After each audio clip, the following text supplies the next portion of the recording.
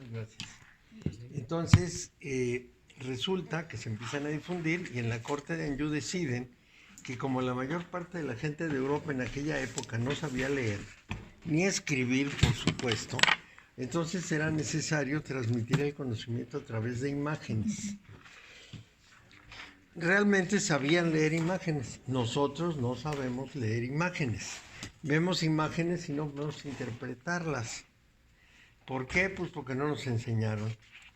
Por ejemplo, las imágenes se leen por su posición, por los colores, por el lugar que ocupan, por el gesto y por los atributos, es decir, lo que llevan en la mano, lo que tienen por todos lados, etc. La posición es múltiple, pueden estar de frente, de lado, de un para otro lado, pueden estar con el brazo arriba, con el brazo abajo, en fin, hay una cantidad de elementos que marcan la posición que es importante saberlo. La gente de Europa de aquella época podía leer las esculturas, es decir, no era lo mismo una persona a caballo en que el caballo estuviera levantado, que estuviera con las patas en el suelo, que estuviera moviendo una pata. Todo eso señalaba la clase de historia del jinete. Entonces, ese tipo de cosas la gente las leía muy bien. A los santos las presentaban con sus atributos. Por ejemplo, a San Jerónimo le ponían un león a un lado. Ese era el tributo de haber dominado sus pasiones. Sí, y así. Mira, no sabes. Sí, entonces cada figura, fuera escultórica o fuera pictórica, tenía un simbolismo que las personas interpretaban, leían y entonces se enteraban de qué se trataba.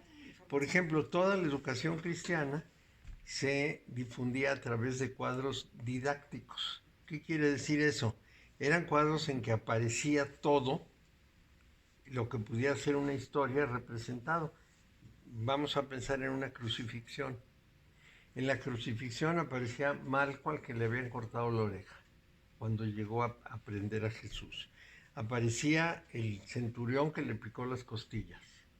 Aparecían los romanos, aparecían los que se estaban rifando sus ropas, aparecían los tres Marías, todo en el mismo cuadro, porque era una forma de recordar y aprender qué había pasado con Jesús. Entonces la educación se hacía a través de imágenes. Todavía en Europa, ya muy tardíamente, porque estamos hablando del 1180, se usaban unas llamadas cartichelas, que eran unos cartones como de este tamaño, con la ilustración de algo, por ejemplo, pájaros. Se ponían muchos pájaros distintos y tenían que aprenderse los nombres de los pájaros, árboles, lo que fuera. Bueno, entonces la corte de Anjou decide plasmar sus conocimientos ocultos en un juego de cartas, en un juego de imágenes, porque en realidad las cartas no eran de ese tamaño, eran las imágenes grandes. En un juego de imágenes que además era carísimo comprarlas porque las pintaba un pintor. No, todo era a mano, no había imprenta. La imprenta apareció en el 1500 y fracción. Entonces, el problema estribaba precisamente en que se podían difundir, pero había que copiarlas. Entonces nos vamos a encontrar distintos juegos de cartas. Los primeros son los de la corte de Anjou, esos que tienen en la espalda estrellitas. El juego de las estrellitas en la espalda. Ese es el de la corte de Anjou. Yo digo que es el de Marsella. Pues sí, luego en Marsella hicieron una versión prácticamente igual, pero también hubo versiones en acuarela, algunas versiones muy inocentemente copiadas, es decir, por personas que no sabían dibujar, pero que las copiaron de todas maneras, y fueron apareciendo diversos juegos a lo largo de un periodo muy grande de la historia, pero vamos a decir todas en corte antiguo. Sin embargo, llegó un momento en que a alguien se le ocurrió que eso eran dibujos y no libros, y entonces empezó a cambiar imágenes, y empezó a cambiar colores, y empezó a cambiar posiciones, Y lo que resultó fue un revoltijo terrible porque entonces ya no se pueden leer como originalmente Como se era la leían. intención. No, y es un relajo, Mario, porque ahorita está el tarot de Los Ángeles, el tarot de este cuate del cine mexicano, Jodorowsky, ¿cómo se llama? Jodorowsky. El tarot de Osho, el tarot de... También va a estar el de Patricia Romano, por Sí, supuesto. cada Ya lo quien empecé. hace lo que se le pega la gana y entonces Ya encontré mi libreta. el ¿Cómo se asunto llama? es, ¿Qué juego es? ese es el de Rider-Waite, el asunto es si saben o no saben de lo que están hablando. Por ejemplo, ese de Rider-Waite, en 1890 se fundó una organización llamada la Gran Orden de la Aurora Dorada, The Golden Dawn en inglés, y ellos hicieron el suyo conforme a sus conceptos. Estos sí tenían conceptos, pero lo hicieron conforme a sus conceptos. Entonces, yo les puedo decir que hay tantos juegos de tarot como imaginaciones. Un número infinito. Un día yo llevé a mi clase, yo creo que unos 10 juegos de tarot que tenía. Y ya, ahí me quedé, les dije que tenía varios. Y un día Lupe Rivera, la hija de Diego, nos invitó a su casa a cenar. Y entonces llegó así, traía en una como bandeja cerca de 80 juegos distintos de cartas del tarot. Claro, pues ella fue embajadora en Europa, en Italia, y claro que pudo comprar un montón. Y bueno, además tenía dinero y yo no tanto. Lucy, mi amiga Pues son también, muy yo creo caros. que fácil tenía 50 y tantos tarots. Sí, y unas cartas de tarot en este momento deben costar alrededor de 700 pesos. De 300 y pico para arriba. Sí. Si vienen con el libro es un precio. Si Y hay algunas, sí, mucho más caras. Entonces, el problema precisamente estriba en que si uno quiere tener muchos, pues tiene que gastar mucho. Yo tengo varios, pero no tengo... Con uno que te Con aprendamos. uno se basta, ¿Dónde sí. es la corta de ahí? ¿La corte de Anjou? Sí. Bueno, Francia, ¿sí te figuras el mapa de Francia? Pues fíjate en el norte y occidente, lo que está más cerca de Inglaterra. ¿Normandía? ¿O Normandía? Como Normandía, ahí está Anjou, sí. En el pico de final de Francia, el que se junta con España. Y bajo esa estaba la corte de Aquitania, en el sur, en el mismo lugar, pero en el sur. La corte de Aquitania fue extremadamente importante. Leonor de Aquitania, que fue una noble de allá, es la que inventó el amor romántico. Fue la madre de Ricardo Corazón de León No y sé de si Juan Sin Tierra. agradecérselo u ofender. Sí, hay mucho que ver en eso. Sí. Bueno, entonces, digamos que el tarot empezaron los imagineros a imaginárselo y lo alteraron muchísimo porque tiene un simbolismo preciso y cualquier alteración modifica el simbolismo. Les voy a dar alguna idea simple. El color rojo significa la pasión y el azul significa la razón. El amarillo significa la sabiduría. Entonces, vamos a decir que el problema es que cambian un solo color y cambia todo el significado.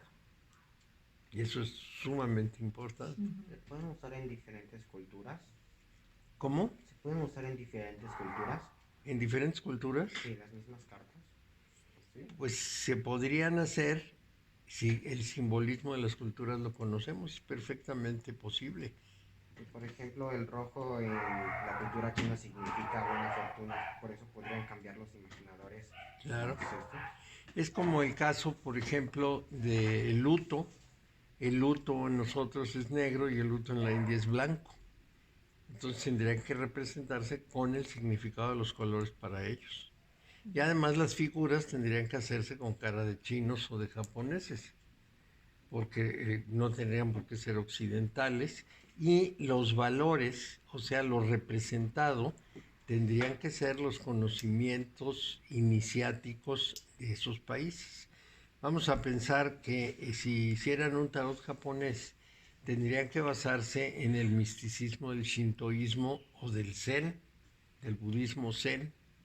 En China podía ser un tarot taoísta o un tarot del Chien, que fue el desarrollo que se hizo mezclando el taoísmo con el budismo, y eso produjo el Chien, que después se convirtió en el Zen japonés. Si se van a la India, el simbolismo tendría que ser el de Brahma, Vishnu y Shiva. Sí se puede, claro que se puede. Y quizá no fuera el mismo número de cartas, porque como el tarot es una vía iniciática, en los grupos herméticos occidentales hay 22 pasos de iniciación, pero en esos países puede haber menos o más. Por ejemplo, hay masonerías de 8 grados, de 3 grados, de 33 grados, de 90 grados, que son también prácticas iniciáticas. Entonces, vamos a decir que tenemos una gran cantidad. Puedes sentarte acá si quieres. Si puedes mover la escalera, si no pasas. Ya sabes que aquí todo donde cayó, ahí se queda. Cayó. Sí, y yo no me voy a afanar mucho por modificarlo. Bueno, entonces tenemos esa gran variedad de visiones. ¿Por qué sería importante adaptarlo? Bueno, resulta que en cada región del mundo ha habido un camino de enseñar a las personas la vía espiritual. A eso se le llaman grupos iniciáticos.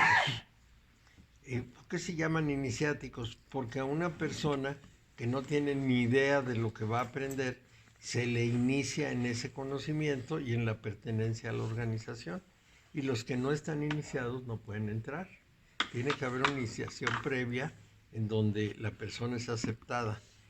En Occidente, normalmente los grupos iniciáticos funcionan por invitación. Es decir, uno no puede ir y tocar la puerta, lo tienen que invitar. Cuesta muchísimo trabajo abrirse paso. A veces se puede, pero normalmente lo rechazan a uno de una manera muy clara. Es más, se dicen ignorantes, no, pues no sabemos ni qué quieres porque aquí no hay nada de eso. Así son más o menos. Entonces, si no lo invitan a uno, pues no puede entrar.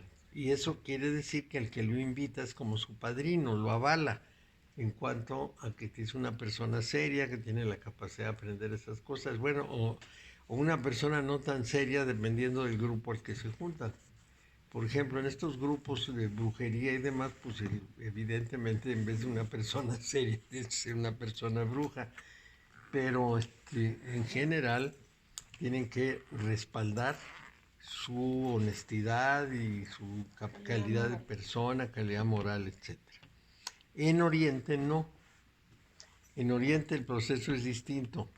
Uno asiste a las pláticas públicas de un maestro y en un cierto momento alguien de su grupo dice, el maestro va a iniciar a una serie de personas, los que quieran entrar en el grupo e iniciarse en el grupo y pertenecer a él, van a hablar con el maestro. Entonces el maestro va midiendo a cada persona y algunas las acepta y a otras las rechaza. Sí, de un grupo de más o menos 300 acepta 4, 5. Ay, por Dios, es mucho. ¿Sí? Mucho, muy poquito, digo. No, porque luego los iniciados, además de esos 5, se van 3. No es tan fácil. ¿Por qué? Pues porque el trabajo es pesado, porque lo que hay que hacer implica unos cambios muy radicales, cambios de todo, de vida, de punto de vista, de ideas, de valoraciones, de creencias, todo hay que cambiar. Entonces, el maestro acepta en función de cómo cala a los alumnos y inicia ese grupito y empiezan a participar ya en todas las cosas por grados también. En esos grados hay casi exactamente lo mismo que en Occidente. En Occidente los grados se formaron en principio, al inicio, por los artesanos. Entre los artesanos había aprendices, oficiales, los que ya saben hacer cosas, y maestros, los que eran muy buenos para las cosas. Entonces esos 3 grados los vamos a encontrar, por ejemplo, en la masonería. Aprendices, oficiales y maestros. En otros sitios hay un poquito más o un poquito menos, pero esos primeros 3, esos básicos, son casi universales. Una vez que son maestros empieza un proceso de ascenso muy difícil.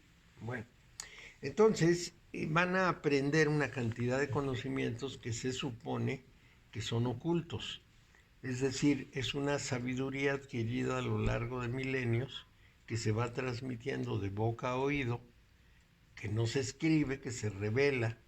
Entonces, el que se inicia recibe un conocimiento que no puedes leer que no podías leer en un libro, porque ha habido muchos que han renunciado, que se han salido, que han traicionado el secreto y que lo han escrito. Pero en eso hay una especie de seguro. Lo que pueden revelar es en los primeros grados, porque ya en los posteriores ya no saben exactamente qué hay en el fondo.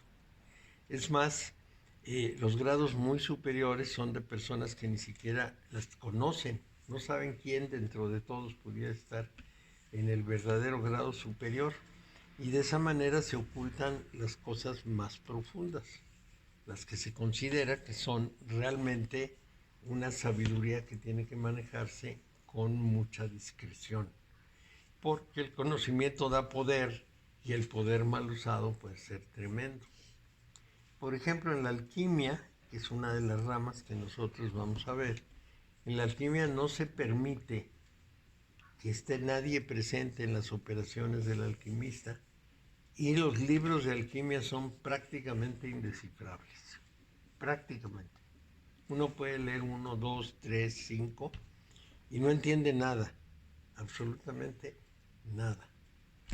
Entonces, después de mucho tiempo, con mucha paciencia, enterándose de otras cosas de rebote, metiéndose en grupos herméticos, empieza a entender qué puede estar diciendo un alquimista. Pero es muy difícil. Por ejemplo, Fulcanelli, el autor del libro El misterio de las catedrales, nos dice que cuando tenía 60 años, llegó a un punto en la obra, la gran obra, se llama la obra del alquimista, en que tenía que aplicar agua viva o fuego vivo, y no sabía qué era eso, no tenía ninguna pista. Y entonces dice que buscó 20 años hasta que descubrió que ese componente tenía que salir de él. Entonces, bueno, pues se requiere paciencia y dedicación. Pero finalmente, pues sí encontró la piedra filosofal, que es la meta, o el polvo de proyección, que es la meta en alquimia. Bueno, pues en el tarot lo que tenemos es lo siguiente. Las cartas del tarot, de pronto, con las guerras, con las persecuciones, con la Santa Inquisición, etcétera, como que se desaparecen. Estamos hablando del 1181, no lo olviden, cerca del 1200. Y en el 1830 más o menos, un personaje llamado Eliphas Levi, bueno, es un seudónimo, él era el abad Constant, pero su nombre de batalla era Eliphas Levi, ve las cartas en manos de unas gitanas y le sugieren que esas cartas deben decir algo, porque él estudiaba mucho estas cosas. Entonces le compra las cartas a las gitanas y lo primero que descubre es que no tienen ni número ni nombre, no tienen orden. Entonces lo primero que hace es ponerlas en orden según su criterio de comprensión, pero como no quiere que mentes extrañas se metan en esto, él les pone los números, sus discípulos también conocen los números, pero cuando lo hace público revuelve los números para que los que no están iniciados no puedan hacer una secuencia adecuada. Entonces, llevamos casi 200 años discutiendo precisamente sobre el problema de dónde podemos colocar cada carta, es decir, cuál es su lugar y por qué. Hay una discusión muy amplia, se ha discutido, pues bueno, todos esos años se ha discutido en dónde deberían ir las cartas y cuáles eran sus verdaderos números. Y todavía subsiste una tensión muy grande entre los que revuelven las posiciones de la carta 8 y la 11. Es decir, hay quien pone la 11 en el lugar de la 8 y por supuesto la 8 en el lugar del 11, y quienes ponen la que yo considero 8 en el 8 y la que considero 11 en el 11, pero los otros también tienen sus razones que alegar. Entonces ¿Cuál es la 8 y cuál es la 11? la 8 es la justicia, una mujer que está con una balanza. Okay. Y la 11 es una mujer que le está abriendo las fauces a un león. Sí. Mario, en su libro de Dogma Ritual de la Alta Magia, Eliphas Levi no cita el orden de las cartas. No. Porque no me acuerdo, ese libro, bueno, típico, lo leí. No. Nada. Papus también hace ahí unos esfuerzos, sí. ¿Y qué importa el orden? Sí importa mucho el orden porque tú llevas un proceso iniciático y tienes que hacer primero una cosa y después otra. Vamos a decir, como si de pronto llegas a segundo de primaria y te dieran cálculo integral, pues no puedes. Entonces tienes que ir en orden, ¿no? Primero aprendes aritmética, luego aprendes ciertas sutilezas de la aritmética, luego álgebra, luego derivadas, luego cálculo integral, tiene su orden. Entonces, aquí también el tarot tiene 4 grandes sectores. Las primeras 5 cartas son de aprendizaje. Las 6 es de transición. Las segundas 5, las siguientes 5 son de prueba. Y luego, las siguientes 5 son de liberación. Viene después una carta de transición y las últimas son de transmutación. Además, las primeras 5 se ordenan de izquierda a derecha, las primeras 11, perdón, y las segundas 11 de derecha a izquierda, porque son la vía seca o racional arriba y la vía húmeda o emocional abajo. Entonces, del tarot hay mucho que aprender y ordenar porque es bastante complejo toda la concepción que tiene. Entonces, se ordenan, bueno, tenemos el pizarrón aquí, aquí tenemos no te levantes, no. Ah, sí, y nomás que no vas a encontrar fácilmente un papel. ¿Quieres una hoja?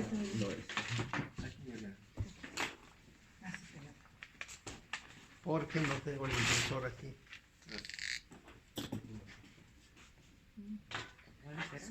Si necesitas lápiz Después de de las dos de prueba, ¿cuáles eran las de liberación? Liberación, transición. A ver, ¿Cuáles eran aquí, de 5 cartas. 5. Este es aprendizaje. Una carta de transición. Estos son 5. Aquí hay otras 5 que son de prueba.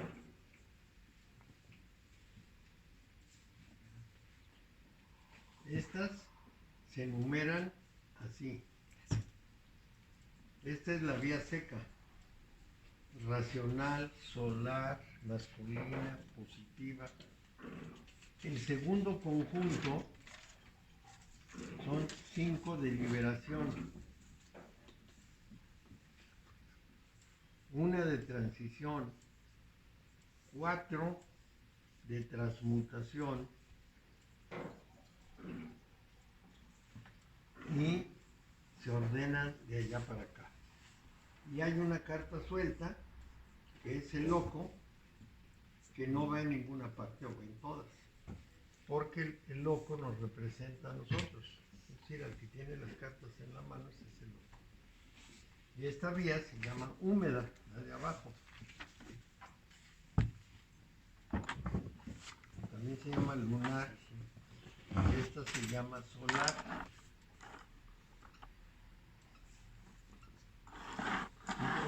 Y ahí sigue húmeda, lunar, femenina, negativa, emocional.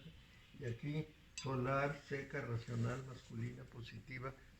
Todos los atributos que se les ocurran, todos valen. Bueno, entonces, todo consiste en que los pasos de aprendizaje son 5 pasos, los pasos de salir a probar lo aprendido son 5. Después de eso viene una inversión de la imagen del mundo y va a ir al revés, en que la persona considera que todo lo que ve y todo lo que capta a través de los sentidos no es real Y así empieza su proceso de liberación en que se desprende de creencias, de valores, de conceptos, etc.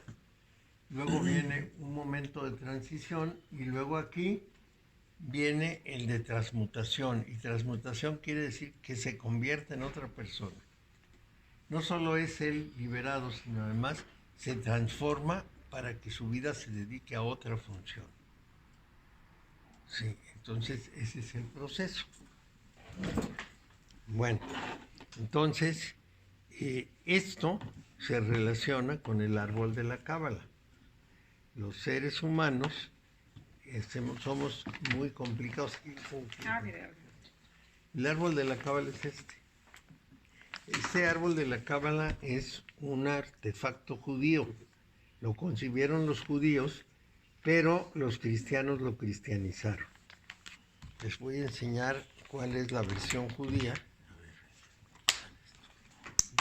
porque si no, no sale.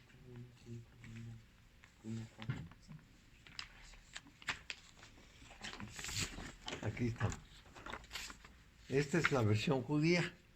Aquí lleva escrito unas cosas en hebreo y cada uno de estos senderos que unen los círculos tiene una letra hebrea. Son 22 letras en el alfabeto hebreo. Y aquí lo que tiene son nombres de ángeles, nombres de arcángeles, sí, ángeles en el sentido del grupo de ángeles. El nombre específico es un arcángel, un nombre específico de Yahvé, que son nombres distintos, por ejemplo, el Boré o el Elohim, o en fin, tienen varios nombres. Y ellos interpretan todo en función de sus letras.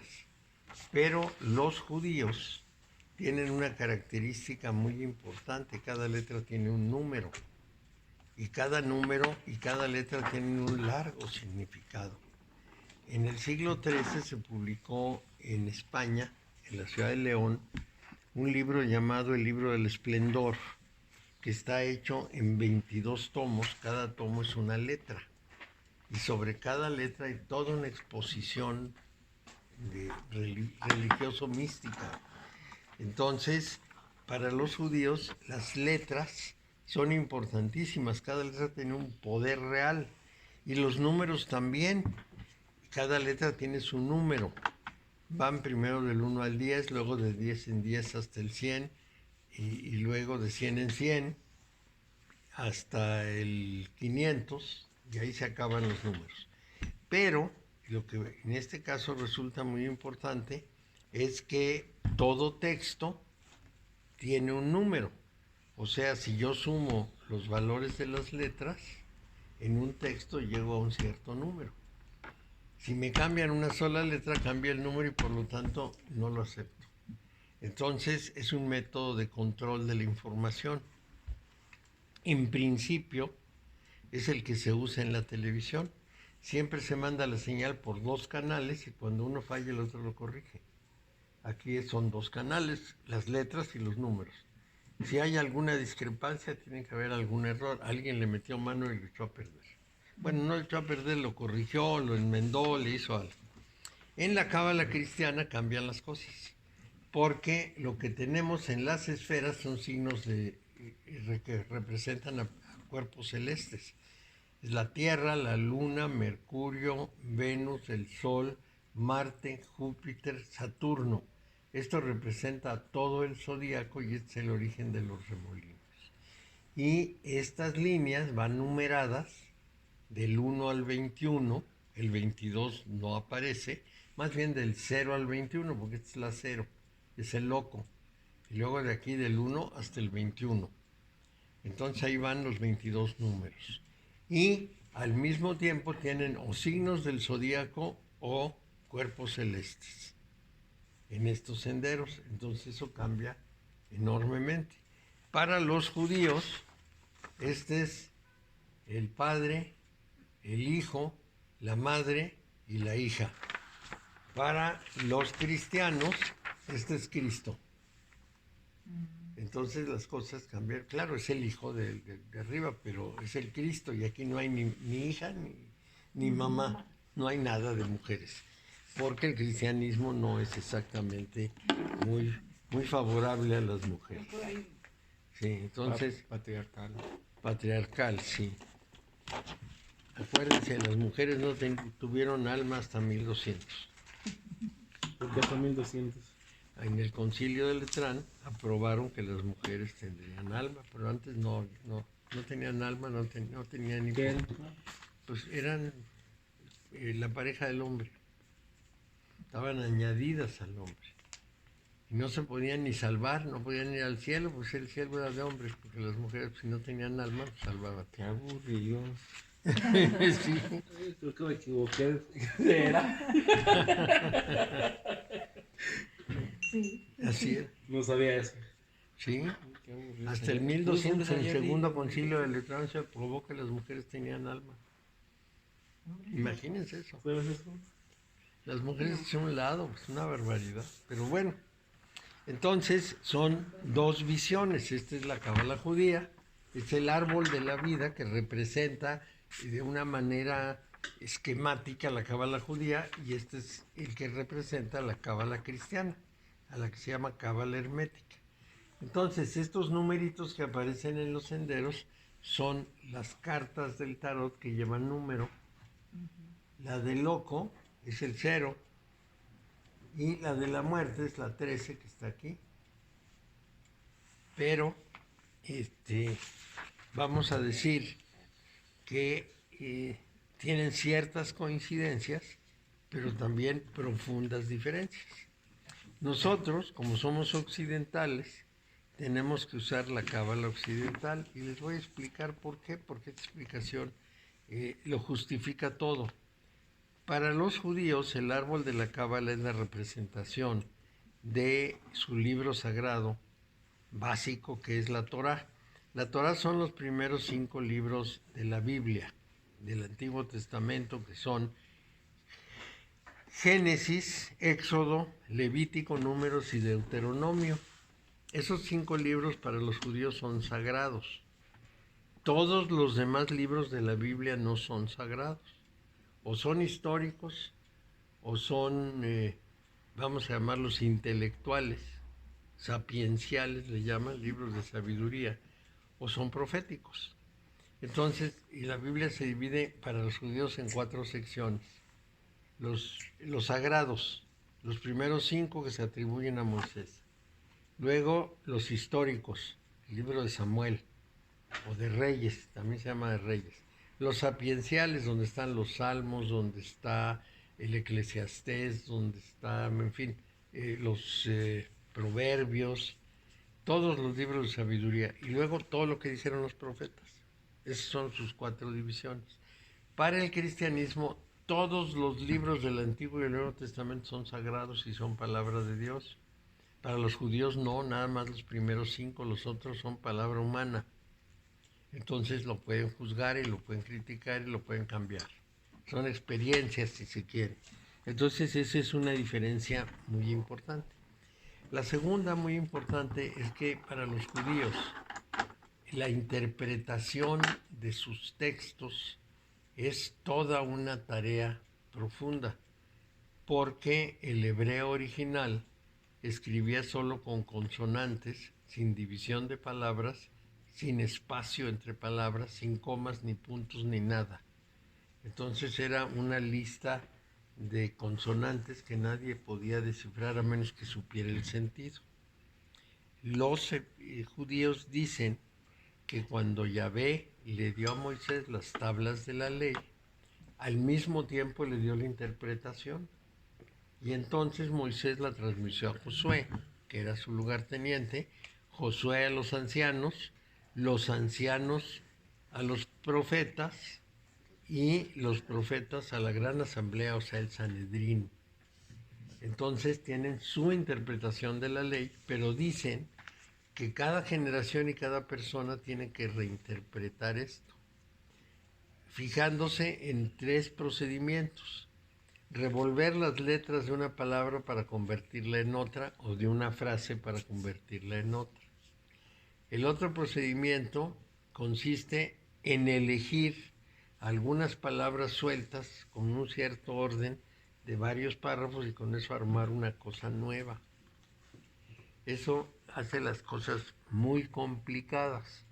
Y luego numerar todas las frases y tratar de empatar las frases que den el mismo número. O también palabras. Juntan, una cierta palabra tiene un número, otra tiene un número, y entonces si son números iguales, tienen que interpretarse como si fueran la misma cosa, lo cual hace muy difícil el trabajo. Les voy a dar de este último, les voy a dar un ejemplo. La palabra Eben, piedra, tiene un valor igual a la suma de las palabras Abba y Ben. Abba quiere decir padre y Ben quiere decir hijo y Eben quiere decir piedra. Entonces, ¿cómo empatamos la piedra con el padre y el hijo? Y hay la frase que dice, es que la relación entre el padre y el hijo debe ser muy sólida, como una piedra que no se quiebra, que es permanente, y dan toda la interpretación. Entonces, si uno no sabe hebreo, no puede estudiar esto. Tiene que saber hebreo antiguo, además, para poder leer el Antiguo Testamento, y con ese conocimiento ya puede empezar a hacer nuevas interpretaciones y hacer combinaciones y a encontrar respuestas muy particulares. Aquí les voy a dar otro ejemplo. Ese es de la revoltura de letras. La primera letra de la Torá es el Pentateuco, de los primeros 5 libros, pues es una B, Bereshit. Y la última es una L, es Israel, y termina en L. Entonces la B y la L tienen que expresar qué son esos 5 libros. Entonces las invierten, ponen primero la L y luego la B, y dicen, esta es la palabra Laib, que quiere decir el corazón del hombre. Como ven, no así fácil no es. No, nada fácil. Es un enredo que no se pueden imaginar. Y todo en hebreo antiguo, bueno. Yo hice un breve intento de estudiar hebreo antiguo y me arrepentí. Oportunamente. Además de que costaba muy caro. Pero el problema, en realidad, es que para nosotros esa forma de interpretación es completamente ajena porque no fuimos educados como judíos. Entonces, como fuimos educados como cristianos con los planetas y con la astrología y con todo lo demás, para nosotros la cábala cristiana o hermética es la que corresponde. Oye, Mario, ¿y los 2 años que estudiaste que comentaste que te habías ido a estudiar a Europa? No me fui a Europa, estudié con los judíos. Con los judíos. ¿No te cambió tu forma de pensar? Sí, cómo no. Claro que sí, porque cada conocimiento... Ay, caray, ya me dijeron aquí que estaban listos y que yo no me había conectado. Y Yo de hace rato pensé, bueno, yo esto no les prendido y queda. no conectado. Yo dije, no va a haber. Qué bueno que me mandó el recado, si no, no lo prendo nunca.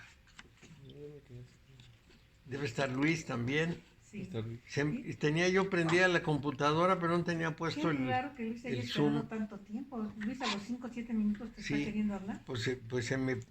Ahí estaba prendida, pero sin el Zoom.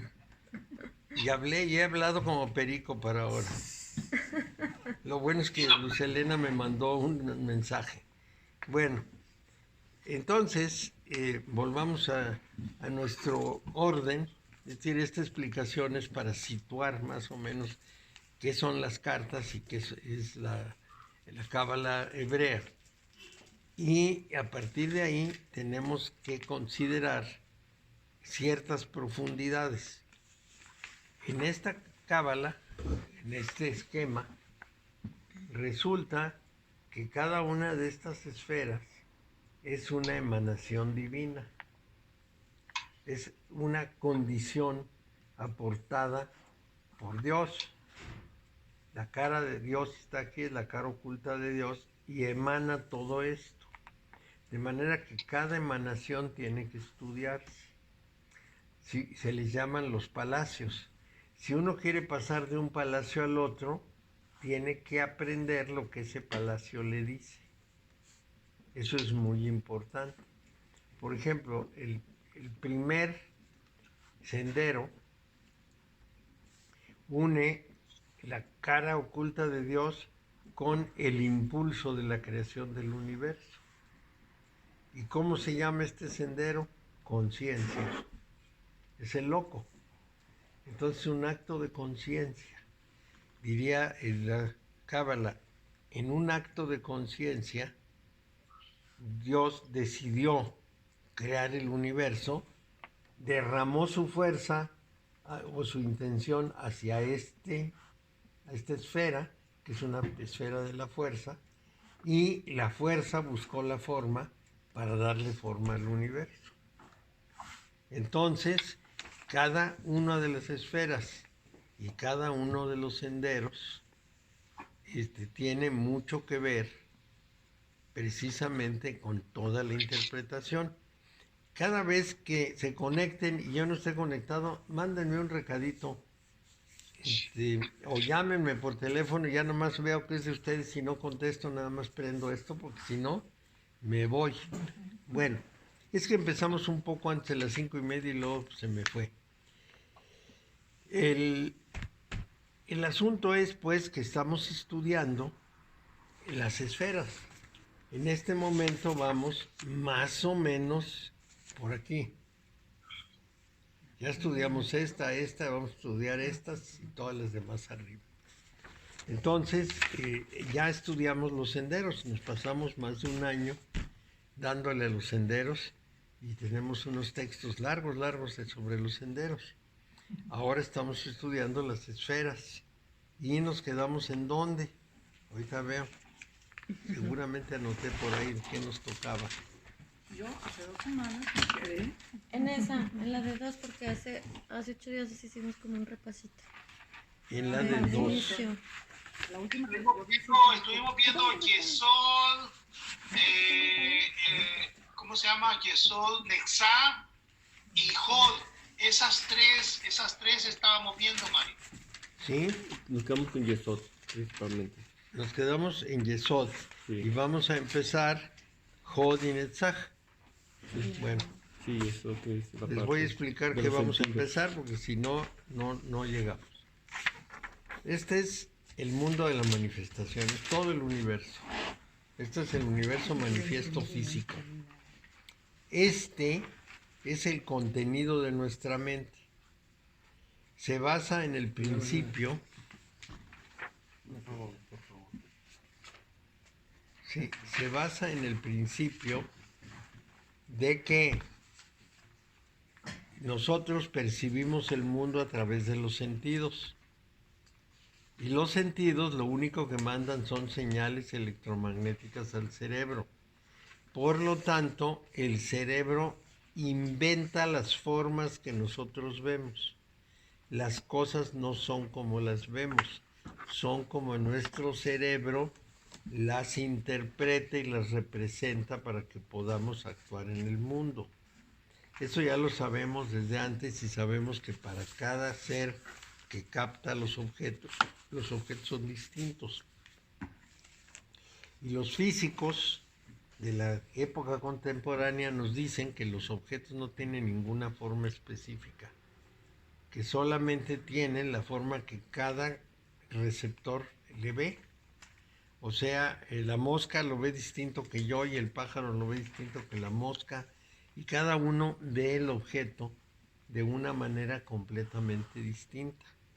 Y los seres humanos no solo lo vemos, sino que lo interpretamos. O sea, tenemos una mezcla que no se puede separar entre ver e interpretar. Por ejemplo, yo veo este objeto y digo que es un vaso. Entonces, cuando me dicen que hay ahí, yo digo un vaso.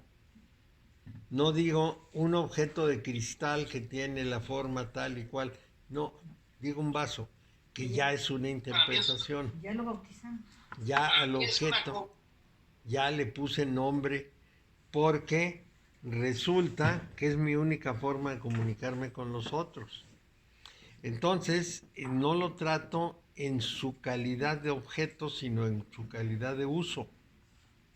Vaso quiere decir que sirve para beber o para guardar un líquido. Entonces, también a los de la presa les vamos a llamar vaso. Y con ese concepto yo me muevo.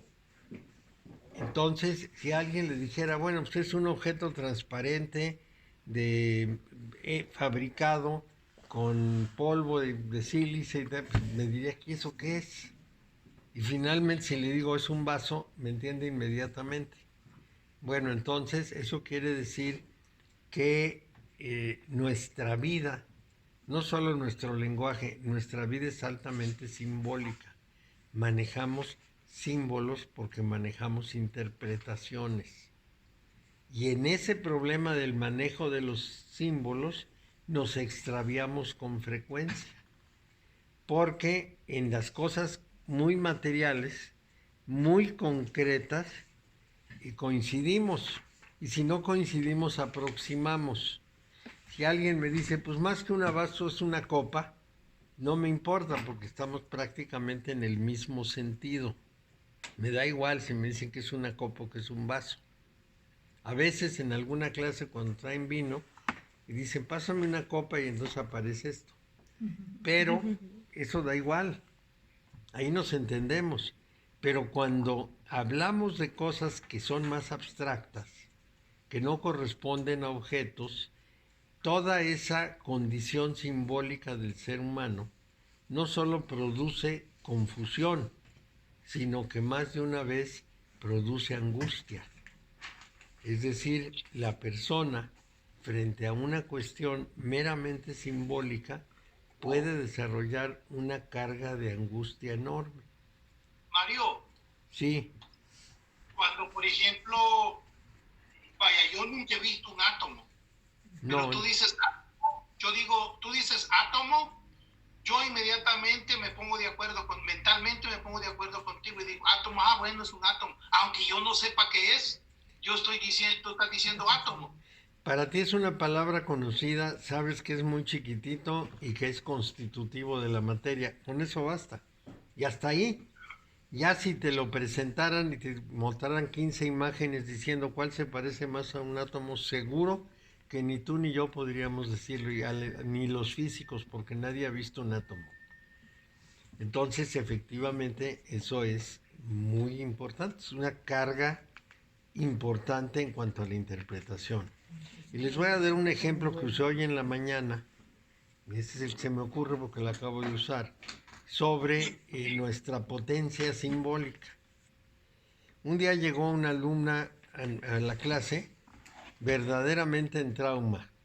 Y cuando le preguntaron qué te pasa, dijo, es que mi hija se embarazó, y por supuesto la hija era soltera. A ella le pareció una tragedia terrible, no podía aceptarlo, le había dicho a la hija que eso era imposible, que la había traicionado, que qué iba a hacer de su vida. Bueno, echó un rollote lamentando que su hija estuviera embarazada siendo soltera. Los otros asistentes le decían, bueno, pues no es tan terrible, vas a tener un nieto y además pues las mujeres tienen hijos, es normal. No, de ninguna manera. Es que como dicen en el TikTok, es que no les apura que esté embarazada, sino quién es el papá. Sí, pues aquí sabían quién era el papá. El por eso. papá se quería casar con la hija y ella no quería ese papá. Es que ese muchacho no me gusta para mi hija. Pues si es el papá del hijo, pues no hay más remedio, pues no. Y le gusta a la hija.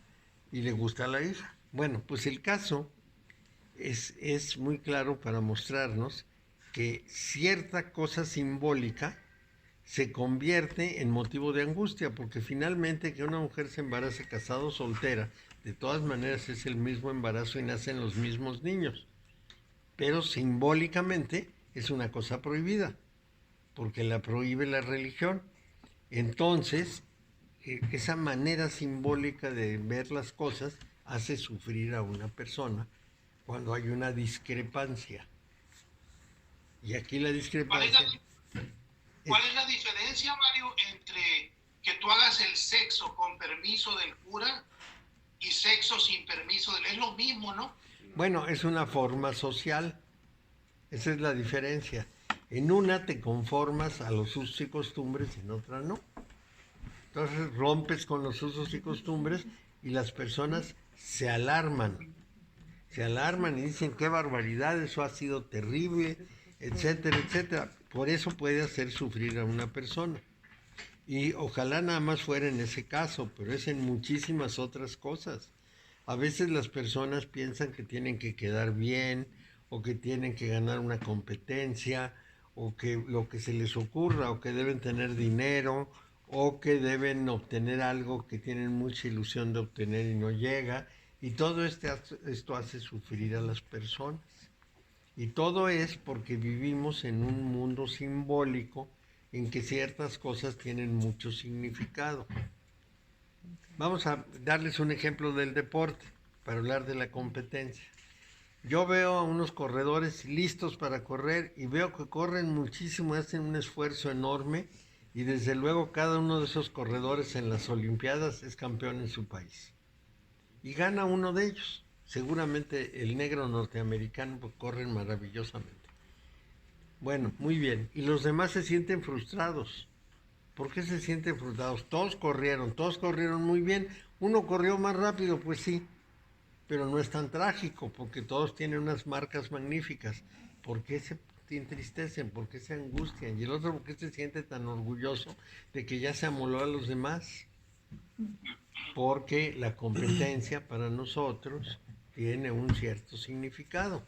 Si todos corrieran por correr juntos, no perdería el significado de la competencia y todo el mundo estaría muy contento, no habría tragedias. Pero los que pierden, de pronto lloran, se agitan. Si ganan en su país los reciben en el aeropuerto, pero si pierden, en vez de irlos a recibir y darles ánimos, nadie va porque perdió el menso y no alumbró al país. Mario, hay quien ha casi matado por...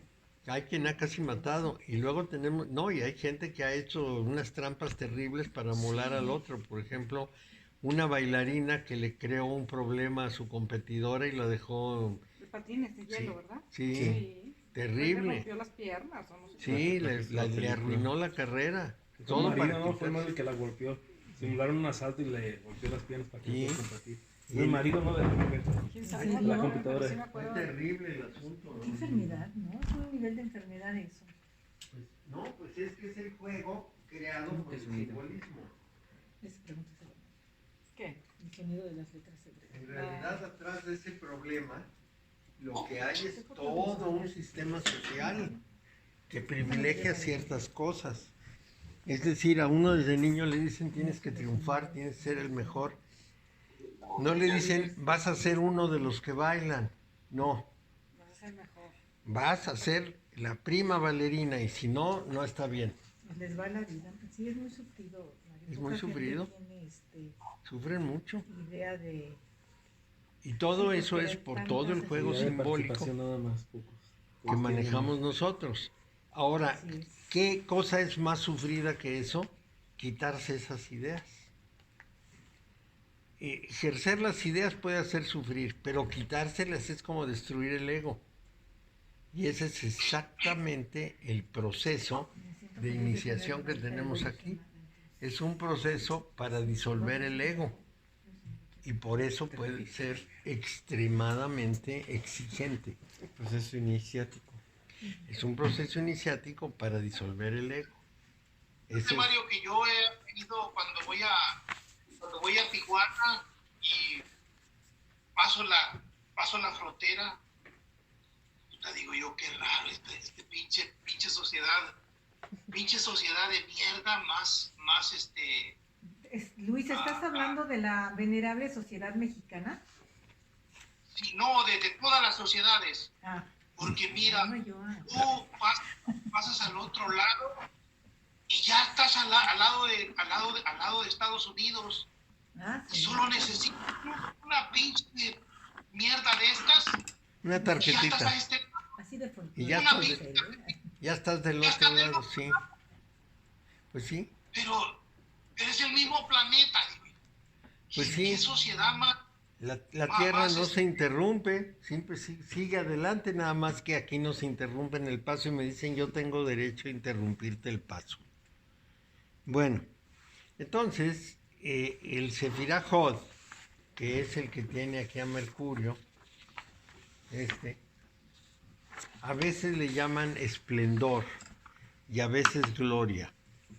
El Sefirah Netzach que lo acompaña, que es muy importante, en realidad se le llama victoria, pero a veces también tolerancia, a veces lo llaman eternidad y a veces firmeza. ¿Por qué van juntos? Bueno, porque aquí se representa una persona, esta es la cabeza, aquí están los brazos y estas son las piernas. Entonces, las piernas siempre son dos y van juntas. Una apoya a la otra o una se refleja en la otra. De manera que siempre los vemos como una pareja, no por separado. Entonces, esto es muy importante. Ahora bien, este que tiene el signo de Venus representa la fuerza y este representa la forma. Vamos a hacerlo más concreto. El amarillo representa el impulso de la vida, el impulso vital. Y ese impulso vital en el orden de la naturaleza. Entonces, ¿cómo es la naturaleza? Pues la palabra es feraz, es decir, casi feroz. Es feraz, es decir, crece, se multiplica, tiene un impulso de hacer las cosas, es muy fuerte, nos jala a todo, nos jala a buscar el alimento, a reproducirnos, nos jala a competir, a combatir, a hacer miles de cosas. Todo esto por la supervivencia, de tal manera que es una fuerza desencadenada. Y la esfera de Hod, por el contrario, lo que tiene es la condición de poner orden. Representa las leyes universales y las leyes humanas. Entonces, el ser humano está sujeto a sus impulsos, por una parte, pero por el otro tiene un regulador de los impulsos, que son las leyes de un país, las leyes naturales que nos impiden hacer cosas que son imposibles en la naturaleza, y las leyes divinas que, pues quién sabe si son tan divinas, no sabemos de dónde salieron, más bien sí sabemos, pero esas leyes divinas y le dan al ser humano una conducta. Entonces tenemos leyes prohibitivas y leyes positivas. Las leyes positivas le dicen a uno qué debe hacer, las leyes prohibitivas qué no debe hacer. ¿Qué es lo que más se hace? ¿Sí? En el derecho humano, que es una de las partes de esa sefirá, en el derecho humano se dice, un ciudadano puede hacer cualquier cosa que no prohíba la ley. Lo que sea si no está prohibido. Sí, pero, por ejemplo, un servidor público tiene que hacer estrictamente lo que dice la ley. Tiene que ser muy estricto en el cumplimiento de la ley. Bueno, entonces, si una cosa no está prohibida, pues es legítima. Por ejemplo, no está legislado qué hacer con los hackers. Entonces, no les pueden hacer mucho. Los pueden acusar de haber creado, por ejemplo, un gran problema económico. Entonces los aprenden y los acusan de daño. Pero si nada más se meten y se enteran, no cometen delito porque no hay legislación para culparlos. De modo que sí debemos entender que un ciudadano puede hacer todo lo que permita, que no prohíba la ley. Aquí es una ley de prohibiciones. Esto no, esto no, esto no. Pero si no estás ahí. Sí, y los mandamientos, en cambio, son una mezcla. Son lo que se debe hacer y lo que no se debe hacer. Amarás a Dios sobre todas las cosas, amarás a tu prójimo, santificarás las fiestas, respetarás a tus padres, todos esos son instrucciones. No matarás, es negativo. No hurtarás, etc. Entonces, esas reglas suelen tener atrás de ellas la idea de que son incambiables, que son valores permanentes. Pero las personas deberían revisar a fondo sus valores. Muy bien, entonces Hod regula a Netzach, o sea, las reglas regulan la fuerza natural que si la dejamos destapada, pues entonces podríamos tener condiciones muy caóticas. Es decir, si todos nos comportáramos como animales, quién sabe a dónde llegaríamos. haríamos muchos destrozos y los hemos hecho en la... Mario. Sí, Si podemos usar una analogía, digamos, como un cuadro, vea. Está el generador de energía que genera energía, loco, que genera energía, y está el regulador que hace regular la energía, porque no puede entrar la energía de un solo chorro. no, porque acaba con todo, efectivamente. Bueno, luego tenemos a otro sujeto aquí que está en el centro, que es Tiferet. Tiferet tiene una función muy importante, lo voy a mencionar nada más de pasada porque vamos a verlo después en un capítulo especial, pero tiene una función muy importante. Sería algo así como la moral universal, o sea, el que conduce a la armonía, el que hace todo lo necesario para equilibrar las cuatro fuerzas que lo rodean. Aquí hay dos fuerzas y dos formas. Es fuerza, fuerza, forma, forma, que rodean a este y este otro. Y entonces tiene que regularlos, tiene que equilibrarlos. Es el que mantiene lo que diríamos el justo medio sin que ninguno de los demás exagere su posición. Esta es una función muy importante. A este se le llama Melech, o sea, el rey. Y este rey es hijo... Tiferet, lo has dicho primero, ¿no? Tiferet, sí. Y ahorita dijiste otro nombre. Melech, el rey. Es muy- Es decir, a Tiferet le llaman el rey. Además es el hijo de Jogma y Binah. Jogma es la parte masculina de Dios y Binah es la parte femenina de Dios. Y tienen un hijo que es Tiferet. Bueno, entonces el rey tiene un hijo que es muy importante. Muy bien. Entonces, el reino es esta parte, pero también es la reina.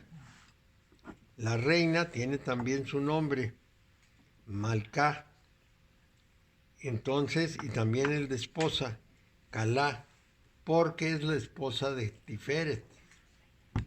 Este, que se llama Malhut, es la esposa de Tiferet. Entonces, eso es el reino que tiene un rey y una esposa del rey. Así lo conciben los judíos. El rey tiene una espada, que es la espada de la justicia. Y tiene un cetro, que es el cetro del poder. Y tiene además 2 ejércitos. Esos ejércitos son más o menos los representantes de lo siguiente. Aquí están todos los impulsos naturales, todos los deseos de un ser humano. Si no hay un rey que los regule, pues alguno de esos deseos impera sobre los demás y el ser humano empieza a tener un comportamiento deforme. Entonces, aquí está precisamente el punto en que hay un verdadero ejército de apetitos, deseos, necesidades, etc. Y aquí hay un ejército que administra el reino. Le podríamos llamar la burocracia del reino. Hay muchas leyes, muchas reglas, muchos principios que hay que seguir. Entonces son 2 ejércitos. Por ejemplo, el nombre de Yahvé aquí es Jehová Sabaoth, que quiere decir el Señor Dios de los ejércitos. Pues un ejército, son múltiples, pues, y van a actuar conforme a su naturaleza. Y les vuelvo a decir, si este no funciona, uno de los miembros del ejército toma el mando y entonces hace que las cosas funcionen. Les doy 2 ejemplos. Cuando el rey de los merovingios dejó de ser una verdadera autoridad, su mayordomo, que se llamaba Pipino el Breve, se apoderó del reino. Era el papá de Carlos Martel, el que detuvo a los árabes en Poitiers cuando invadieron España y querían invadir Francia. Y ese a su vez fue el papá de Carlomagno.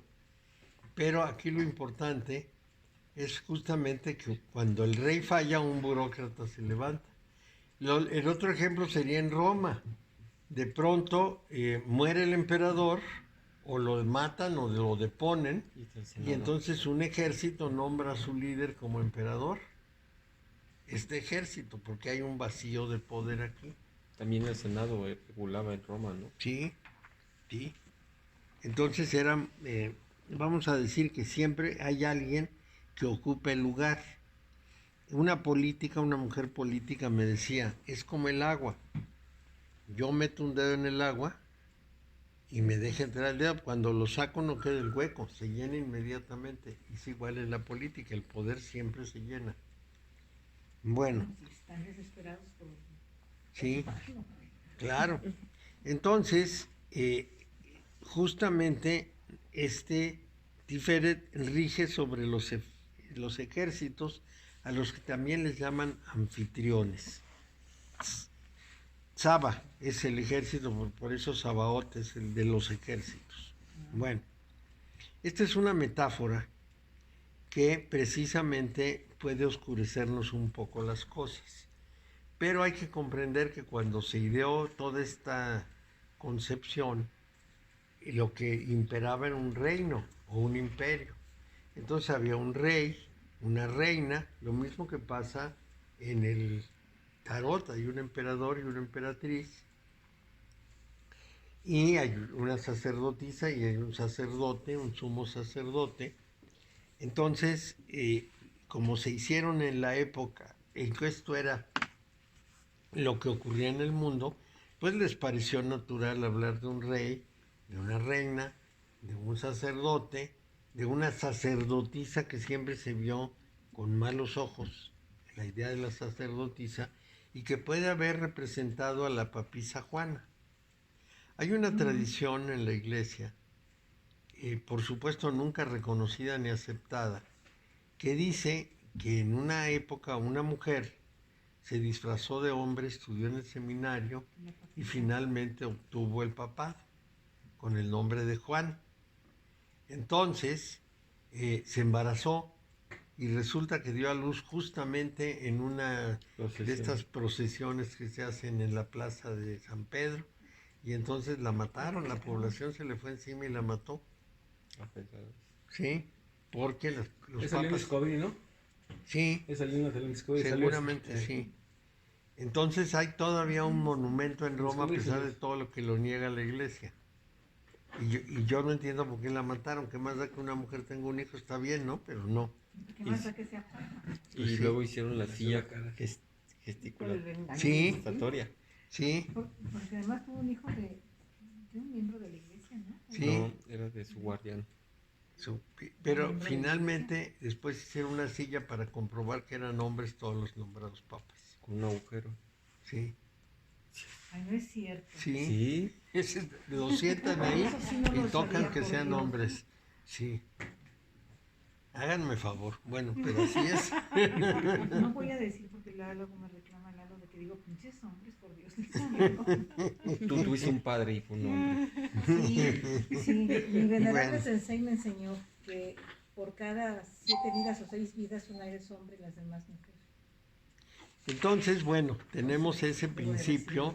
Estamos hablando de que son metáforas, y son metáforas referidas a la época en que fueron hechos estos textos o estas ideas y las cartas respectivas. En realidad, los reinos todavía existen en el mundo. Están los reinos de Inglaterra, de Bélgica, los hay, Hay un gran apego a esa situación. ¿sí? Todavía esa idea del rey, pues finalmente tiene que haber alguien que dirija, pero aquí se considera que tienen que ser nobles y que tienen que venir de una rancia familia, ¿sí? Entonces, finalmente es así. Bueno, ¿a qué corresponde Hod? A la habilidad de hacer abstracciones, de conceptualizar, de comunicarse. Y este es un nivel de conciencia que surge del hecho de que para sobrevivir el ser humano ha evolucionado y ha tenido un sistema nervioso capaz de crear representaciones internas de lo que hay afuera. Esto es importante, les voy a dar un ejemplo. Hubo una época en el mundo en que las personas no podían decir un número si ese número no iba ligado a objetos. Vamos a decir, podríamos numerar diciendo una hoja, 2 hojas, 3 hojas, 4 hojas, 5 hojas, pero no podíamos decir 5 sin decir 5 qué. ¿Por qué? Porque pensaban en algo muy concreto. O sea, si son 5, tienen que ser 5 algo. Los 5 así. No puede ser un 5 así nomás abstracto. Bueno, esa no capacidad de abstracción era propia de épocas pasadas. Muy pasadas, a lo mejor hace 3000 años, pero era propio de esos tiempos. No había un conteo abstracto. Y quizá no tan lejos como 3000 años. No había un conteo abstracto. Las personas creían que cuando habían hecho una figura divina, el alma de Dios estaba en esa figura. Entonces iban y dialogaban con la figura y esperaban una respuesta de la figura, porque estaban convencidos de que esa representación tenía su alma dentro. Costó mucho trabajo llevar a los seres humanos a pensar que era una representación. Cuesta tanto trabajo que todavía hay personas que ven las imágenes como el ser sagrado. Pues si todavía no les pedimos a los santos, no se voltea San Antonio de cabeza y se le pide Claro, es lo mismo. a la Virgencita que nos Sí. haga el milagro. Sí, hemos evolucionado, pero no tanto. Entonces, efectivamente, la representación se convierte en la realidad. Yo les puedo decir, cuando menos mi hermana mayor tomaba una estampita y decía, está muy estropeada, la voy a tirar. No, es la Virgen. Y decía uno, pero no, la Virgen está en el cielo. Esta es nomás la estampita. De ninguna manera. La ven en el objeto. Ese es un pensamiento muy concreto, muy poco abstracto. Bueno, Hod es la abstracción, es nuestra capacidad de hacer abstracciones. En mi trabajo, cuando ya hay imágenes que ponen mis colaboradores están muy destruidas, yo las tiro y las vuelven a sacar de la basura, las Sí. sacan de la basura. Y luego tiro también las mujeres que tienen de los pósters, esas no las sacan. La sacan de la basura, son para ellos muy importantes.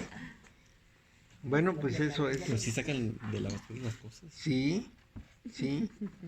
Entonces, yo siempre opero ya en este mundo en que vivimos a través de representaciones.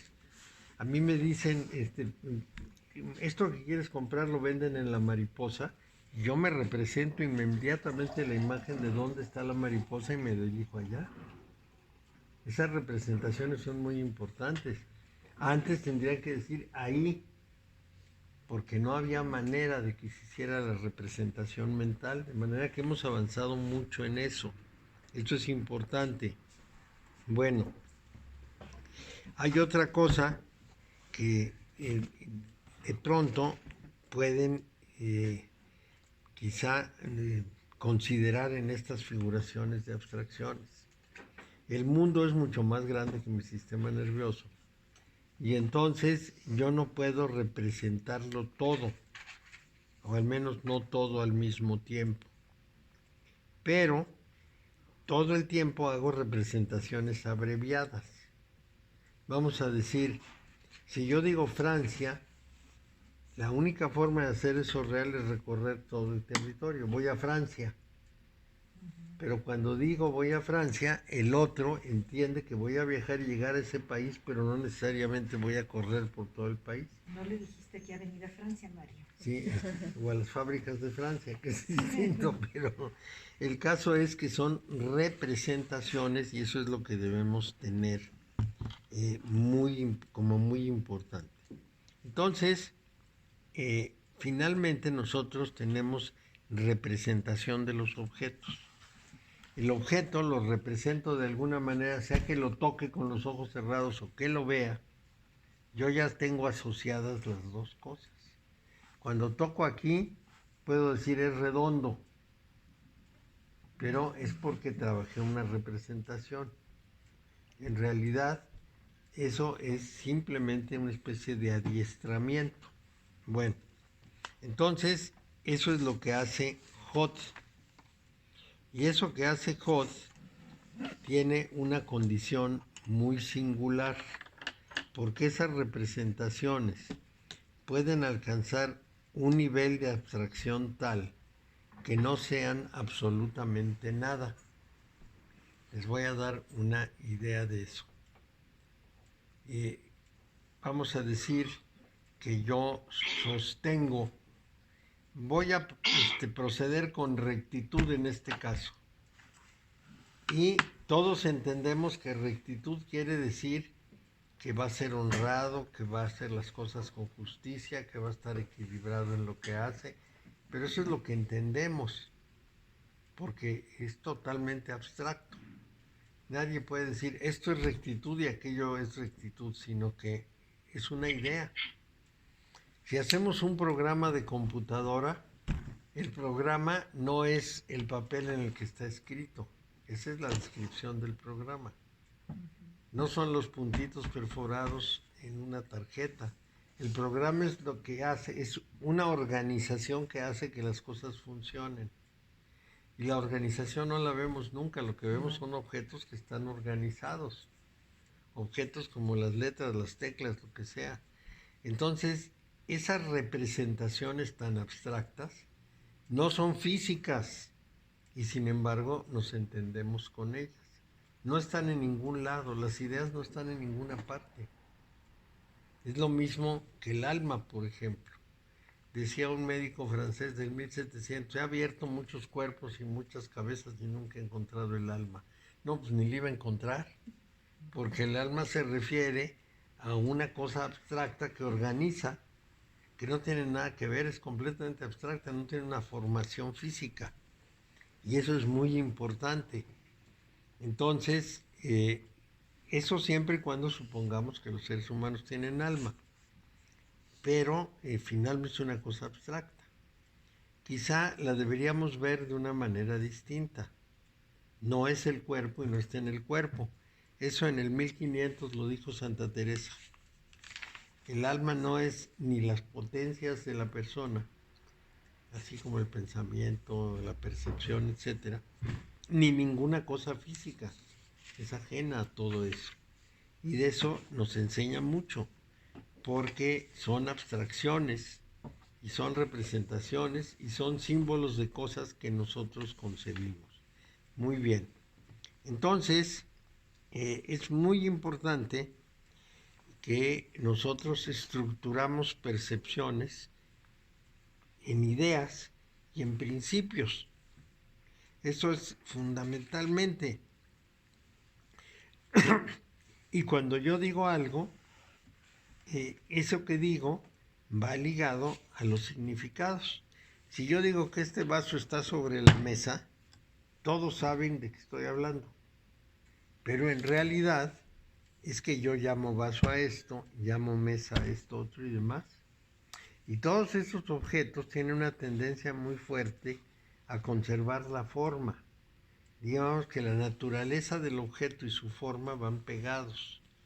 Si esto yo lo muelo, lo trituro y me queda un montón de vidritos en la mano, eso que era un vaso ya no es un vaso. Entonces no es la materia lo que lo hace vaso, sino la forma. ¿O la concepción del ser humano? Y claro, pero alrededor de la forma. Entonces, el tema aquí es muy importante porque Jod está en la columna de la forma. La columna de la forma es aquella. Entonces, la forma es muy importante. Esto molido, pues, ¿cómo le podríamos llamar? Un montón de vidrios. Yo digo, no, es un vaso, nada más que se rompió. Pues aquí no se ve ningún vaso. Se ve un montón de vidrios. Eso es así muy sencillo, ¿no? Yo me como un bistec. ¿Dónde quedó el bistec? No, ¿dónde quedó la vaca? Pues en mi cuerpo. ¿Y dónde quedó la vaca? Pues dentro de mi cuerpo. Cuando es un pedazo de la vaca. Y se integra en mis proteínas, ¿sí? Y me da una cantidad de elementos que proceso. Finalmente, yo concibo las cosas en función de la forma, y la forma tiene una resistencia muy grande a cambiar, porque si el mismo elemento lo conviertes en otra cosa, ya no puedes decir que ese objeto fue eso.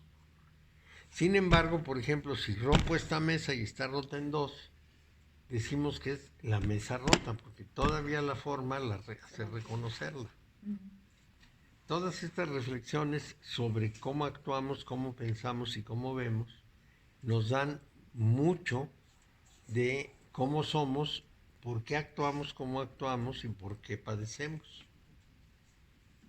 Como que no entendemos bien qué es lo que realmente poseemos. Les voy a dar otro ejemplo.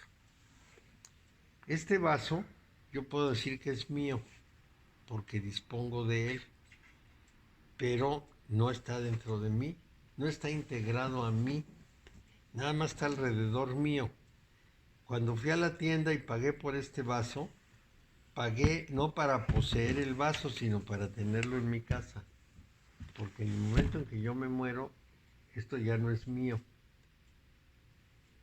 La propiedad depende de mi existencia. Si dejo de existir, ya no hay propiedad mía. Entonces el vaso no es mío. Si va más allá de mi vida, podríamos decir, no es mío. Yo lo usaba, lo tuve en mi casa, pagué por traérmelo a mi casa y usarlo, pero nunca lo pude poseer realmente. No está dentro de ti. No está dentro de O mí. sea, lo posees únicamente en la medida que está dentro de ti, si no, no se posee. Pues no se posee, bueno, es una posesión relativa porque es temporal. Es como si lo tuvieras prestado, porque lo dejas y no te lo llevas, Entonces no tengo nada. Pues no. más que tu persona. Y tu persona no se ve afectada por circunstancias como que ese vaso se rompa. Y ni la persona, porque al final de cuentas nuestra mente solo interpreta. Pues sí. Entonces, la pregunta siempre sería, si llega un ladrón y se lleva el vaso, ¿me quitó una parte de mí? No. Yo sigo siendo el mismo. O sea, no me han despojado de lo único que tengo, que es yo mismo. Todo lo demás realmente no lo tengo. Ese es el tipo de razonamientos que va llevando a una persona a cambiar y a darse cuenta que la posesión no es algo tan certero, que en realidad es un problema de uso, tiene valor de uso. También tiene valor de cambio, lo puedo cambiar por otra cosa, pero no es posesión. Entonces, es importantísimo concebir que el mundo no es nuestro, ni nosotros somos de él. ¿Por qué? Porque tenemos que hacer una diferencia entre mi cuerpo y yo, porque mi cuerpo es un vehículo por el que yo me manifiesto, pero mi cuerpo no soy propiamente hablando yo, es un vehículo de manifestación. Lo que sería yo verdaderamente es el alma, no el cuerpo. El cuerpo puede variar y les voy a explicar por qué. Si yo logro sustraer los pensamientos de una persona y ponerlos en un robot, sigue siendo la persona y ya no tiene cuerpo. De esto ya se está trabajando. Ya hay la idea de que puedan trasladar tu cerebro a un robot. Y entonces tú vives en el cuerpo del robot y tu cuerpo muerto no importa. Mi cerebro vive en el cuerpo del robot. Es más, ni siquiera tienen que pasar el cerebro. El corazoncito. Pueden pasar nada más la ideación de la persona, su memoria, todo lo que tiene de relaciones y de recuerdos, se lo colocan en una especie de computadora, en una memoria de computadora, y a través de eso tú empiezas a desempeñarte. Vamos a suponer que todo mi contenido mental estuviera en la memoria de la computadora, entonces la computadora platicaría, haría lo que yo hago, nada más que no habría figura. Todo esto nos ha llevado a reflexionar precisamente en ese problema de qué es lo que es la persona y qué es lo que la persona puede realmente hacer y qué posee. Antes no teníamos esa posibilidad, no había la tecnología suficiente como para que pudiéramos hacer eso. Ahora ya casi la hay. El primer intento de esa manipulación del cerebro y de las ideas fue Naranja Mecánica, Mario. Quizá es el primer asomo, pero mucho antes estaban estos novelistas fantasiosos como Julio Verne, que nos hablaban de cosas que no existían y que eran extraordinarias. Y ahora estamos precisamente en un mundo distinto al que nos llevó la COVID, porque ahora muchas de las cosas que eran fundamentales para los seres humanos se hacen a través de la electrónica. Por ejemplo, no tienes que ir al banco para hacer un depósito, nada más lo transfieres por la computadora y ya llegó. Eso es lo más raro del mundo. Para quien nació como yo en una época en que no había ni computadoras ni ninguna de esas cosas, de pronto es una cosa casi mágica. Sí. Es un asunto que es digno de meditar, porque nos va desarmando la idea que teníamos de nosotros mismos. Bueno, pero eso es Hod. Estamos en esa capacidad de pensamiento abstracto en la cual hacemos concepciones. No siempre certeras, a veces nos equivocamos en la concepción, a veces nos falla la concepción, pero también tenemos que ver de la misma manera en Anetzaj. Entonces, ¿qué es lo que tenemos en Hod? Tenemos la abstracción, tenemos el lenguaje y tenemos la razón. Son tres elementos muy importantes. Otra vez, la abstracción, la capacidad de hacer abstracciones. En la segunda, tenemos un lenguaje. El lenguaje fue el instrumento que le permitió al ser humano separarse del grupo animal. Durante 230,000 años, el ser humano era un animal más dentro del mundo. Un animal más que se comía a otros animales y se lo comían otros animales. Un animal más que solamente trabajaba por su supervivencia. Era nómada, iba de sitio en sitio donde iba encontrando comida porque cambiaba por temporada, por estaciones, la comida y los lugares, y él tenía una zona que era su zona de alcance, como tienen los leones, por ejemplo, y en esa se alimentaba él y un cierto grupo. Ese grupo no podía crecer porque esa zona no daba más alimento. Entonces, si nacía un niño de más, lo dejaban tirado en el suelo porque estaba sobrando, ese ya no lo podían alimentar. Y ahí se quedaba.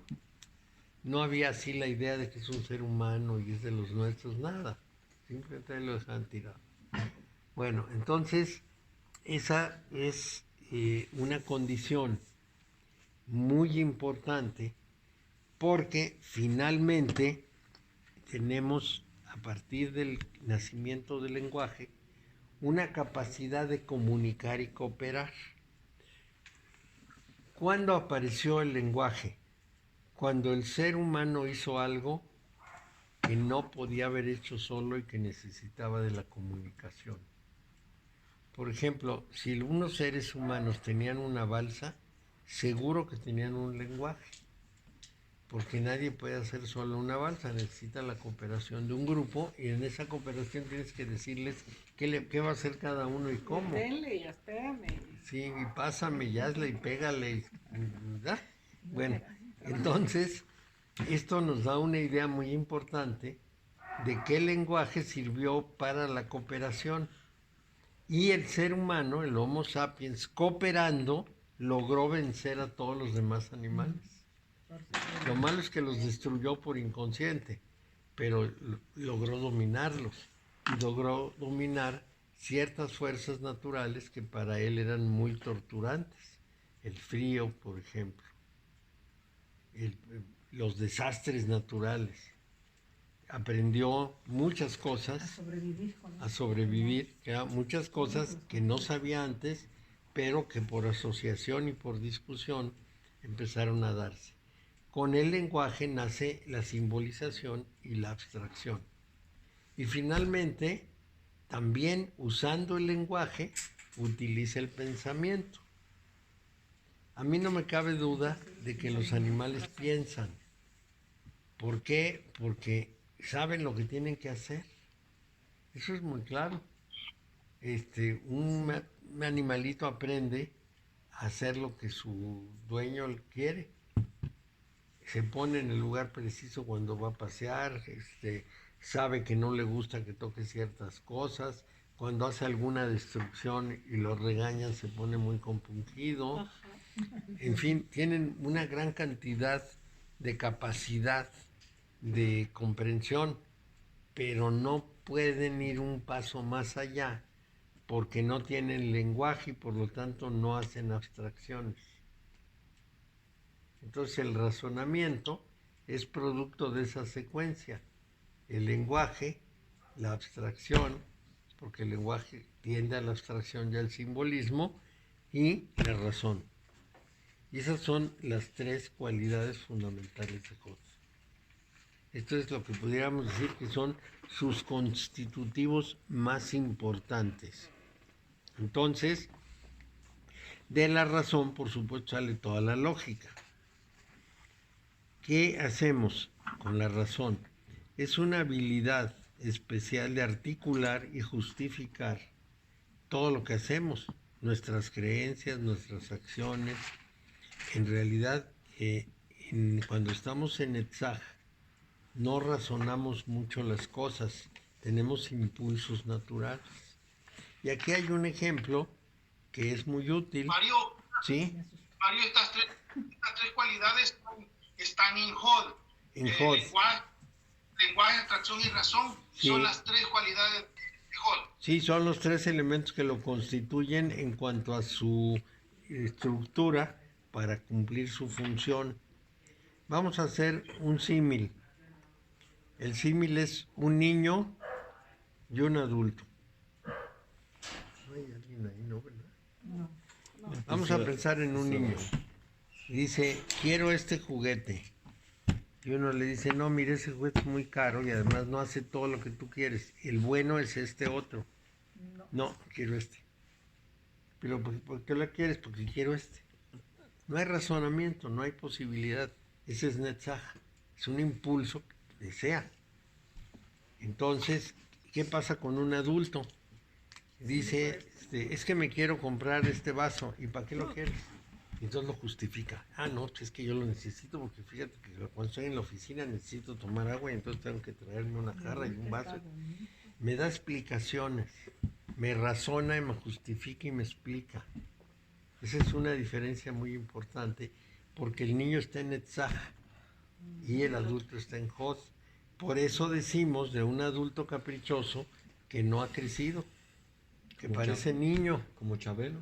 Como Chávez, que parece niño, porque tiene caprichos, porque se deja ir con los caprichos. Entonces, esto tiene mucha trascendencia, porque eso hace una diferenciación entre el hombre de esos primeros tiempos, que vivía como animal, y por lo tanto, pues todo lo que tenía era aventarse, y el hombre, ser humano posterior, que razona y justifica su conducta. Es cierto que a veces muchas personas que son como niños solo obedecen a sus impulsos. Esto no cabe la menor duda. Y en esos caprichos y esos impulsos la humanidad tiene unas sacudidas tremendas. Pero es que todo crece desigual. No todos evolucionan al mismo tiempo, con la misma velocidad y con la misma profundidad. Entonces, pues, Hod, que tiene la característica de ponernos las reglas, llega a un punto y no más allá en el que podemos decir estos límites, estos, digamos, reglas, para llamarles de alguna manera todas juntas, estas reglas son sensatas y son prudentes y son las adecuadas para que yo viva. Y cuando hacemos ese juicio, nuestro siguiente paso es voltear los ojos hacia nuestra naturaleza orgánica y preguntarnos qué necesito. Y eso lo podemos ver, por ejemplo, en la dieta. A mí me impulsan, para dar algún ejemplo, a comer cereal. Y me sacan un anuncio en que yo tomo de la caja del cereal, lo pongo en un recipiente y le echo leche y me lo como con mucho gusto. Y yo me tengo que preguntar, ¿esto que me están mandando como un mensaje es racional? ¿Realmente me alimenta?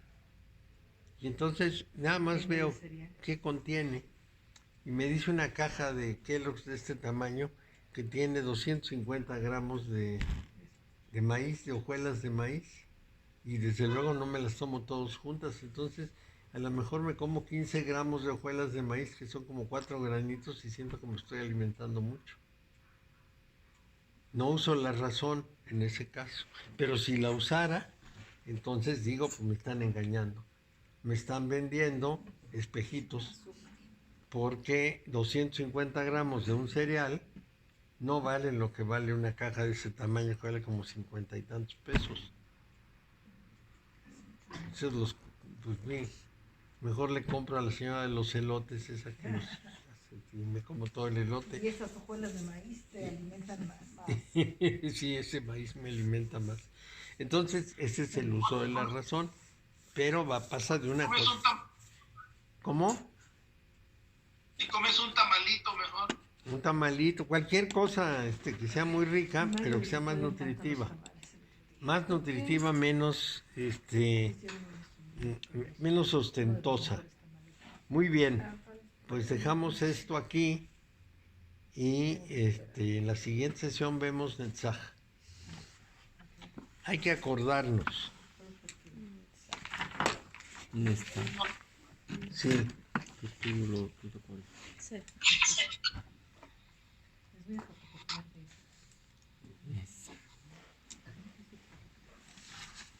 Hoy es día 4 y 7, 11. Mira, se dice Mr. Mostacho. Mario, te tengo que dar la cosa, hombre. A ver.